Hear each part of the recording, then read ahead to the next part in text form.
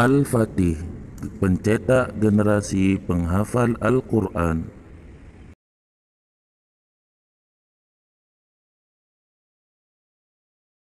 Bismillahirrahmanirrahim. Assalamualaikum warahmatullahi wabarakatuh. Apa kabar anak-anak ustaz yang soleh dan soleha? Semoga kita semua dalam keadaan sehat semua ya nak. Baiklah anak-anak ustaz yang soleh dan soleha, kita akan melanjutkan materi kita di pelajaran PJOK, yang mana sebelumnya kamu semua sudah melihat dan menonton tentang materi kita pada hari Senin kemarin ya. Pada hari Senin kemarin Ustaz sudah menyajikan kepada kamu semua berupa sebuah video, yang mana di video tersebut terdapat sebuah pertunjukan salah satu seni bela diri. Kira-kira seni bela diri apa ya nak?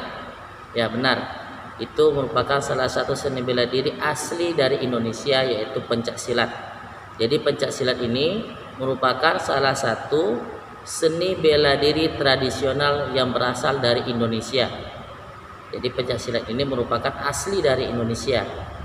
Kalau misalnya anak-anak usah pernah dengar namanya taekwondo, karate, ini merupakan seni bela diri dari luar. Namun pencak silat ini merupakan seni bela diri asli dari Indonesia.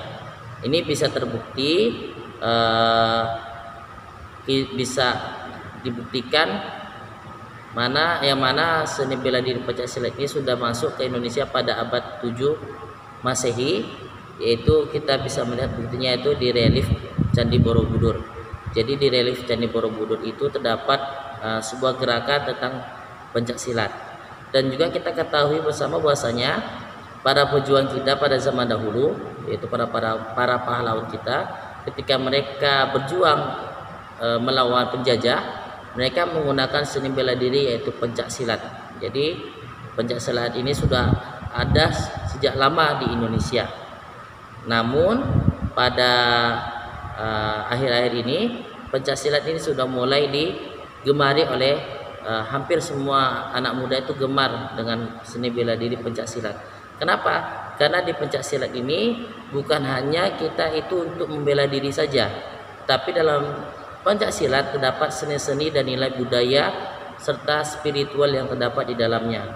Jadi ketika kita sudah mempelajari sebuah ilmu bela diri, apakah itu pencak silat, bela diri, taekwondo atau karate, itu bukan berarti kita harus sombong atau kita merasa lebih hebat, tidak.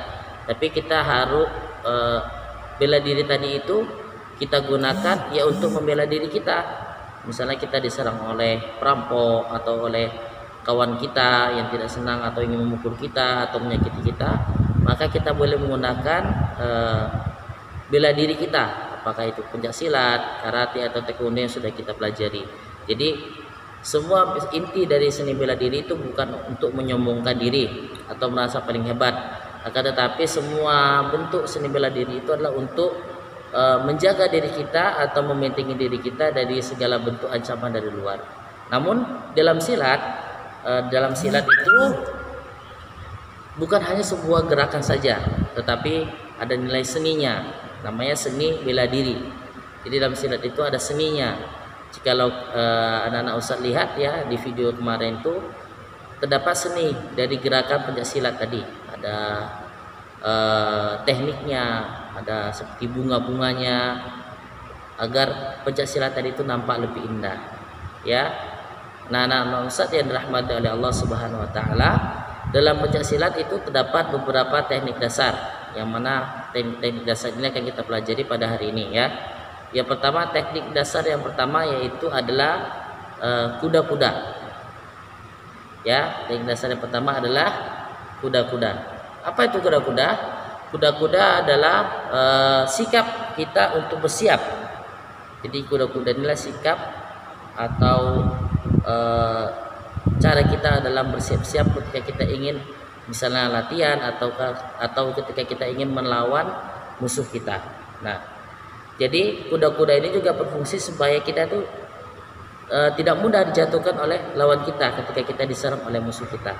Nah, ada beberapa jenis teknik kuda-kuda dalam pencak silat. Yang pertama ada namanya kuda-kuda tengah. Ya, kuda-kuda tengah. Nah, kuda-kuda tengah ini dilakukan dengan cara membuka dan menekukkan kedua lutut kita. Jadi kita berdiri tegak, kemudian kita buka kedua lutut kita, kemudian kita tekukan sedikit dengan tumpuan badan berada di tengah. Ya, itu adalah posisi kuda-kuda di tengah, kuda-kuda tengah. Yang kedua, kuda-kuda depan. Jadi teknik yang kedua adalah kuda-kuda depan. Kuda-kuda depan ini dilakukan dengan satu kaki di depan ditekuk, ya, kemudian telapak kaki menghadap depan, sedangkan kaki yang di belakang berada dalam posisi lurus. Ya, jadi satu kaki ditekuk di depan apakah itu kaki kanan atau kaki kiri, kemudian telapak kaki yang menghadap depan, sedangkan kaki yang berada di belakang itu pada posisi lurus. Nah, nanti akan Ustaz praktikkan ya. Yang ketiga ada kuda-kuda belakang. Kuda-kuda belakang. Yang mana kuda-kuda belakang ini sama seperti kuda-kuda depan, nah, hanya saja tumpuannya itu berada di kaki belakang. Itu kuda-kuda belakang. Yang keempat ada kuda-kuda samping. Kuda-kuda samping yaitu dengan posisi kita menekuk salah satu kaki kita ke depan, kemudian kaki yang lain ke samping. Ya, satu ke depan, satu ke samping. Nah, seperti kita sedang menendang. Itu dia kuda-kuda samping. Kemudian yang kelima ada kuda-kuda silang depan. Kuda-kuda silang depan ini dilakukan dengan menginjakkan kaki di depan dan di belakang untuk kaki yang lainnya, sehingga kaki itu sedikit menyilang. Yang keenam, kuda-kuda silang belakang. Nah, kalau kuda-kuda silang belakang ini kebalikan dari kuda-kuda silang depan, yaitu kaki diposisikan di belakang dengan posisi menyilang. Jadi berat badan itu ditumpukan pada kaki bagian belakang. Nah, itu adalah untuk teknik dasar kuda-kuda. Ya, setelah tadi kita membahas tentang sikap bersiap atau kuda-kuda, kita masuk teknik yang kedua, yaitu teknik pukulan. Nah, dalam teknik pukulan ini yang perlu kamu ketahui bahwasanya teknik pukulan ini berasal dari tangan, ya, berasal dari tangan. Dan teknik dasar dalam memukul itu tangan kita harus kita kepal, ya. Kita kepal seperti ini. Ya, tangan kita kepal seperti ini. Bukan seperti ini atau tangan seperti ini, tidak ya. Jadi kita kepal seperti ini. Bisa kita kepal seperti ini atau kita kepal seperti ini. Tapi yang biasa kita lakukan dalam bela diri silat itu kita kepalnya seperti ini. Ya, jadi kita seperti ini posisi tangannya ya nak. Kita pakai seperti ini. Dan semua pusat kekuatan itu dorongannya berada di lengan. Ya, jadi ketika kita mukul, dorongannya ada di lengan. Jadi jangan sampai ketika kita mukul, begitu kita mukul ternyata tidak ada dorongan dari lengan. Ya, maka itu tidak efektif dalam menyerang ataupun dalam melawan musuh. Ya. Jadi dalam teknik pukulan, dalam pencak silat itu ada namanya pukulan lurus. Dia pukulan lurus itu pukulannya ke depan. Nah, pukulannya ke depan seperti ini. Kemudian ada pukulan tegak. Pukulan tegak itu sama seperti pukulan lurus, hanya saja posisinya begini tangannya. Ini pukulan tegak. Kalau pukulan lurus, posisi tangannya seperti ini. Pukulan tegak seperti ini. Nah, yang ketiga ada pukulan bandul. Nah, pukulan bandul ini untuk menyerang yang namanya itu ulu hati atau bagian perut. Ya, pukulannya itu kita menyerangnya dari arah bawah. Dari arah bawah kita pukulnya. Jadi posisinya serangan itu ada di perut atau di ulu hati. Yang keempat ada namanya pukulan melingkar. Nah, pukulan melingkar itu kita gunakan untuk menyerang bagian wajah atau untuk menyerang bagian sini, nah. Ya, untuk bagian menyerang tulang rusuk. Biasanya untuk menyerang bagian wajah. Jadi itu bisa ulangi, ada pukulan lurus, ada pukulan tegak, ada pukulan bandul, ada pukulan melingkar. Kemudian kita masuk ke teknik yang ketiga, yaitu teknik tendangan. Ya, teknik tendangan. Jadi teknik tendangan ini berasal dari kaki, ya nak, berasal dari kaki. Nah, untuk teknik tendangan sendiri ini banyak sekali jenis dan macamnya. Namun kita akan bahas beberapa saja, ya, dan saya akan contohkan beberapa saja dari teknik tendangan tadi. Ya, teknik tendangan itu berasal dari kaki. Bisa yang gunanya teknik tendangan ini biasanya untuk serangan jarak jauh. Jadi dalam teknik tendangan ini pusat kekuatannya itu ayunannya adalah dari paha kemudian hentakannya itu bisa dari telapak kaki, ya, dari telapak kaki ataupun dari punggung kaki, ya, bisa dari telapak kaki ataupun dari punggung kaki, ya, itu dia nak. Jadi teknik tendangan yang pertama itu ada tendangan lurus. Jadi tendangan lurus ini tendangannya ke depan, ya, itu untuk menyerang, biasanya untuk menyerang bagian daerah perut. Itu tendangan yang pertama, yaitu tendangan lurus. Kemudian ada namanya tendangan sabit. Yang kedua tendangan sabit. Nah, tendangan sabit ini itu dia seperti bola sabit, ya, diayunkan ke samping. Diayunkan ke samping itu biasanya untuk menyerang bagian sebelah sini, bagian rusuk. Kemudian ada namanya tendangan T. Tendangan T ini itu untuk menyerang bagian dada, ya, tendangan T itu untuk menyerang bagian dada. Kemudian tendangan yang terakhir yaitu tendangan jejak, atau seperti kita menjejak atau mendorong orang. Itu sama untuk daerah dada dan daerah perut. Itu adalah teknik tendangan. Yang selanjutnya adalah teknik yang terakhir adalah teknik tangkisan, ya. Teknik tangkisan ini berguna untuk menahan atau menangkis serangan dari lawan. Jadi dalam teknik tangkisan ini kita berusaha supaya serangan lawan itu tidak mengenai bagian tubuh kita, misalnya seperti wajah, dada, ulu hati, atau bagian tulang rusuk kita. Jadi teknik tangkisan ini sangat diperlukan, ya. Dan teknik tangkisan ini kita harus kuat. Kenapa? Jikalau tangkisan kita tidak kuat, maka pertahanan kita itu akan lemah, sehingga serangan musuh tadi itu akan langsung mengenai tubuh kita, sehingga kita akan menjadi lemah, kemudian kita bisa menjadi kalah. Jadi dalam teknik tangkisan ini kita harus benar posisinya, ya. Nah, dalam teknik tangkisan itu ada teknik dasarnya. Yang pertama ada namanya tangkisan dalam. Di tangkisan dalam itu kita menangkis serangan lawan itu dari dalam, ya, kita tangkis serangannya dari dalam.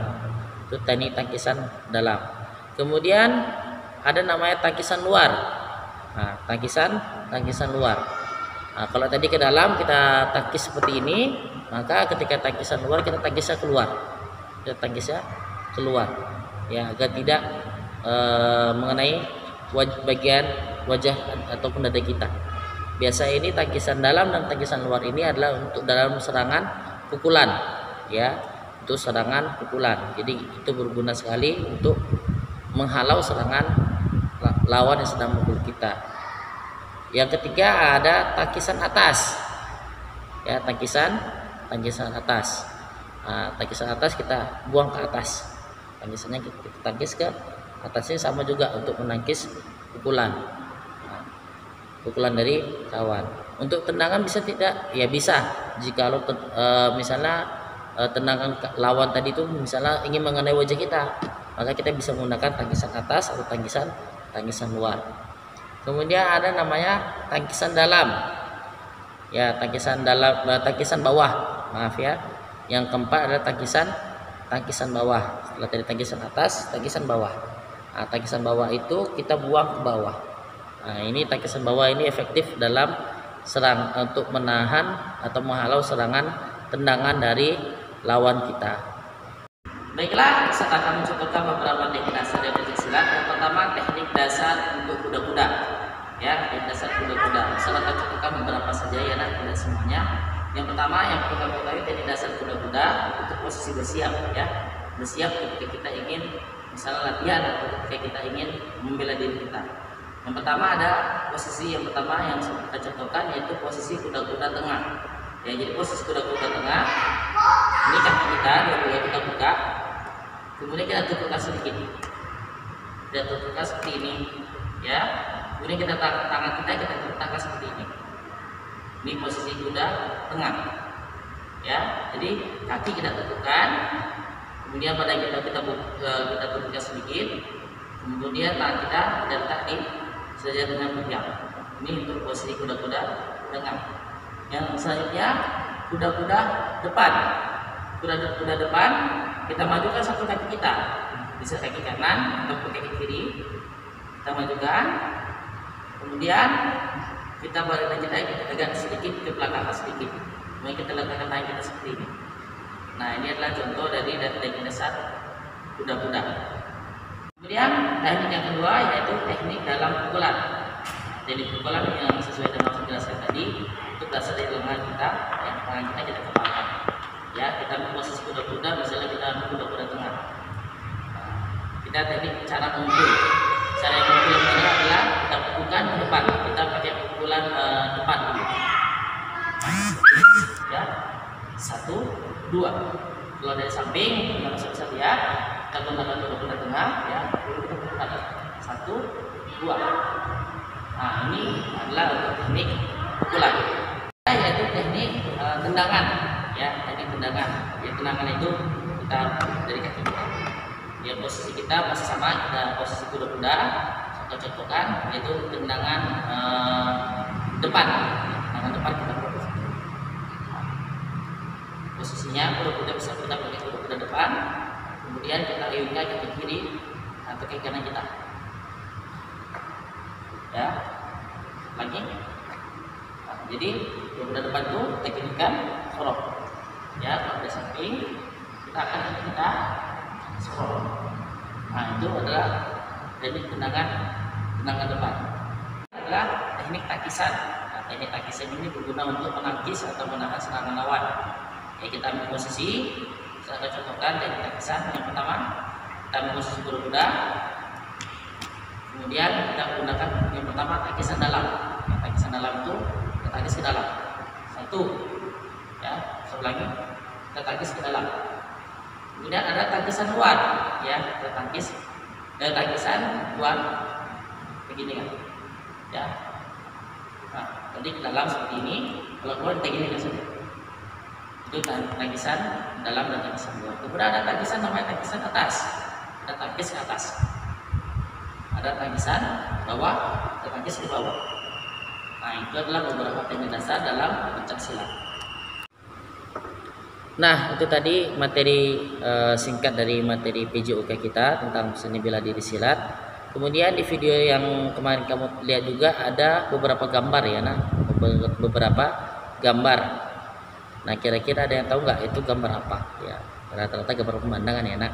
Baik, jadi dalam seni ya, kita berbicara tentang seni.